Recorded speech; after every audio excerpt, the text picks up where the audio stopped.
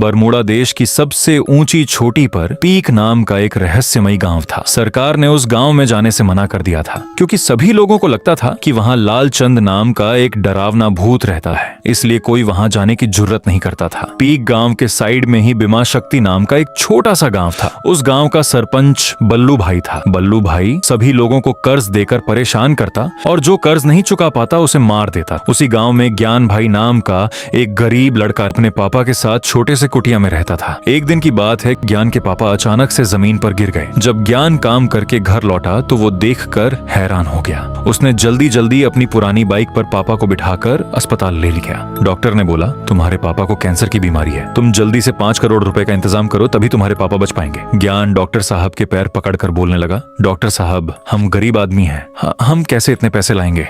Doctor ने बोला, वो सब मैं नहीं जानता, पैसे तो तुम्हें लाने पड़ेंगे। ज्ञान रोते रोते वहां से चला गया। ज्ञान ने पैसा लेने के लिए बल्लू भाई सरपंच के पास गया और बोला, सरपंच जी, मेरे पापा को कैंसर की बीमारी हो गई है। डॉक्टर ने बोला है 5 करोड़ रुपए लाने को, कृपया मुझे 5 करोड़ रुपए दे दीजिए। वो हंसते हंसते बोला, ये देखो, इस गरीब को मैं 5 करोड़ दूंगा, इसके पास तो जमीन भी नहीं है कि अगर उधार नहीं चुकाया तो मैं उसे हड़प सकूं, चल निकल यहाँ से। ज्ञान का खून खौल गया। वो चुपचाप वहां से चला गया। ज्ञान को रात में नींद नहीं आ रही थी। अरे यार, आखिर कैसे 5 करोड़ का इंतजाम करूं? तभी उसे भूतिया गांव की याद आती है। उसने सोचा कि शायद पीक गांव में बहुत पैसे होंगे, तभी तो सरकार ने भी वहां जाने से मना किया है और भूत भूत बोलकर सबको डरा रहे होंगे। ज्ञान ने आधी रात को अपनी बाइक उठाई और चल दिया पीक गांव में। वहां पर बहुत सन्नाटा छाया हुआ था। ज्ञान डरते डरते अंदर गया। वहां पर कोई भी खजाना नहीं था। ज्ञान निराश होकर जाने लगा। तभी पीछे से एक डरावनी आवाज आई, रुक जा लड़के, तूने मेरे गांव में आने की जुर्रत कैसे की? ज्ञान डरते डरते पीछे घूमा। उसके रोंगटे खड़े हो गए। वहां पर लालचंद की आत्मा खड़ी हुई थी। लालचंद की आत्मा बोली,